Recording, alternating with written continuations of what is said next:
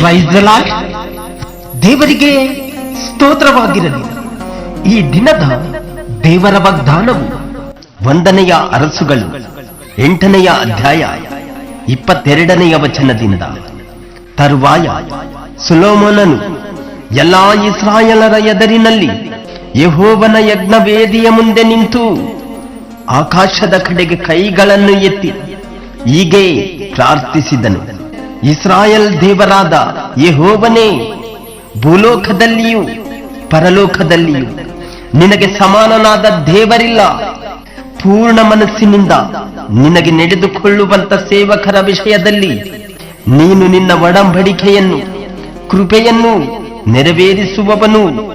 ನಿನ್ನ ಸೇವಕನು ನನ್ನ ತಂದೆಯೂ ಆದ ದಾವೀದನಿಗೆ ಕೊಟ್ಟ ಮಾತನ್ನು ಕೈಗೊಂಡಿ ನಿನ್ನ ಬಾಯಿ ನುಡಿದಿದ್ದನ್ನು ನಿನ್ನ ಹಸ್ತವು ಈಗ ನೆರವೇರಿಸಿತು. ಇಸ್ರಾಯೇಲ್ ದೇವರಾದ ಯೆಹೋವನೇ, ನೀನು ನನ್ನ ತಂದೆಯಾದ ದಾವೀದನಿಗೆ ನಿನ್ನ ಸಂತಾನದವರು ನಿನ್ನಂತೆ ಜಾಗರೂಕತೆಯಿಂದ ನನ್ನ ಮಾರ್ಗದಲ್ಲಿ ನಡೆದುಕೊಳ್ಳುವವರಾದರೆ ಅವರು ತಪ್ಪದೆ ಇಸ್ರಾಯೇಲ್ ಸಿಂಹಾಸನದ ಮೇಲೆ ಕೂತುಕೊಳ್ಳುವಂತೆ ಮಾಡುವೆನು ಎಂಬುದಾಗಿ ವಾಗ್ದಾನ ಮಾಡಿದ್ದೀಯಲ್ಲ, ಅದನ್ನು ನೆರವೇರಿಸು. ಇಸ್ರಾಯೇಲ್ ದೇವರೇ, ನೀನು ನಿನ್ನ ಸೇವಕನು ನನ್ನ ತಂದೆಯೂ ಆದ ದಾವೀದನಿಗೆ ನುಡಿದಿದ್ದೆಲ್ಲವೂ ಸಾರ್ಥಕವಾಗಲಿ. ದೇವರು ನಿಜವಾಗಿ ಭೂಲೋಕದಲ್ಲಿ ವಾಸಿಸುವನೋ? ಆಕಾಶವು ಉನ್ನತವಾದ ಆಕಾಶವು ನಿನ್ನ ವಾಸಕ್ಕೆ ಸಾಲವು. ಈಗಿರುವಲ್ಲಿ ನಾನು ಕಟ್ಟಿಸಿದ ಈ ಮಂದಿರವು ಹೇಗೆ ಸಾಕಾದೀತು? ಆದರೂ ನನ್ನ ದೇವರೇ ಯೆಹೋವನೇ, ನಿನ್ನ ಸೇವಕನ ಪ್ರಾರ್ಥನೆಗೂ ವಿಜ್ಞಾಪನೆಗೂ ಕಿವಿಗೊಡು. ಇವತ್ತು ನಿನ್ನನ್ನು ಪ್ರಾರ್ಥಿಸಿರುವ ನಿನ್ನ ಸೇವಕನ ಮೊರೆಯನ್ನು ಲಾಲಿಸು.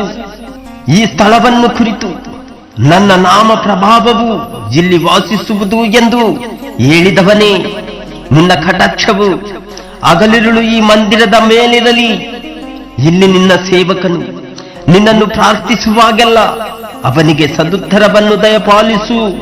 ನಿನ್ನ ಸೇವಕನಾದ ನಾನಾಗಲಿ ನಿನ್ನ ಪ್ರಜೆಗಳಾದ ಇಸ್ರಾಯೇಲರಾಗಲಿ ಈ ಸ್ಥಳದ ಕಡೆಗೆ ತಿರುಗಿಕೊಂಡು ನಿನ್ನನ್ನು ಪ್ರಾರ್ಥಿಸುವುದಾದರೆ ನಿನ್ನ ನಿವಾಸವಾಗಿರುವ ಪರಲೋಕದಿಂದ ನಮ್ಮ ಬಿನ್ನಹವನ್ನು ಕೇಳಿ ಕ್ಷಮೆಯನ್ನು ಅನುಗ್ರಹಿಸು. ನೆರೆಯವನಿಗೆ ವಿರುದ್ಧವಾಗಿ ತಪ್ಪು ಮಾಡಿದವನೆಂಬ ಸಂಶಯಕ್ಕೆ ಗುರಿಯಾದ ಮನುಷ್ಯನು ತಾನು ನಿರ್ದೋಷಿ ಎಂದು ಪ್ರಮಾಣ ಮಾಡಬೇಕಾದಾಗ ಅಂಥವನು ಈ ಆಲಯಕ್ಕೆ ಬಂದು ನಿನ್ನ ವೇದಿಯ ಮುಂದೆ ನಿಂತು ಪ್ರಮಾಣ ಮಾಡುವುದಾದರೆ ಪರಲೋಕದಲ್ಲಿರುವ ನೀನು ಅದನ್ನು ಕೇಳಿ ನಿನ್ನ ಸೇವಕರ ವ್ಯಾಜ್ಯವನ್ನು ತೀರಿಸು. ದುಷ್ಟನಿಗೆ ಅವನ ದುಷ್ಟತ್ವವನ್ನು ಅವನ ತಲೆಯ ಮೇಲೆಯೇ ಬರಮಾಡಿ ಅವನು ಅಪರಾಧಿ ಎಂದು, ನೀತಿವಂತನಿಗೆ ಅವನ ನೀತಿಯ ಫಲವನ್ನು ಅನುಗ್ರಹಿಸಿ ಅವನು ನೀತಿವಂತನೆಂದು ತೋರಿಸಿಕೊಡು. ನಮ್ಮ ಪಾಪಗಳು ಸುಲಭವಾಗಿ ಶತ್ರುಗಳಿಂದ ತಗ್ಗಿಸಲ್ಪಟ್ಟಿವೆ.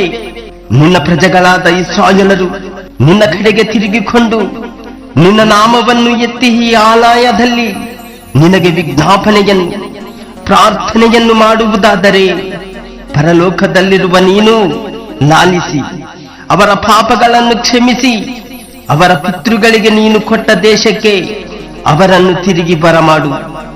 ಅವರ ಪಾಪಗಳು ನಿಮಿತ್ತವಾಗಿ ಆಕಾಶವು ಮಳೆಗರಿಯದಂತೆ ಮುಚ್ಚಿಕೊಂಡಾಗ ಅವರು ತಮ್ಮ ಪಾಪಗಳನ್ನು ಬಿಟ್ಟು ತಮ್ಮನ್ನು ತಗ್ಗಿಸಿದವನು ನೀನೇ ಎಂದು ನಿನ್ನ ನಾಮವನ್ನು ಪ್ರಾರ್ಥಿಸುವುದಾದರೆ ಪರಲೋಕದಲ್ಲಿರುವ ನೀನು ಲಾಲಿಸಿ ನಿನ್ನ ಸೇವಕರು ಪ್ರಜೆಗಳೂ ಆದ ಇಸ್ರಾಯೇಲರ ಪಾಪಗಳನ್ನು ಕ್ಷಮಿಸಿ ಅವರು ನಡೆಯಬೇಕಾದ ಮಾರ್ಗಗಳನ್ನು ತೋರಿಸಿ ನಿನ್ನ ಪ್ರಜೆಗೆ ಸ್ವಾಸ್ಥ್ಯವಾಗಿ ಕೊಟ್ಟ ದೇಶಕ್ಕೆ ಮಳೆಯನ್ನು ಅನುಗ್ರಹಿಸು.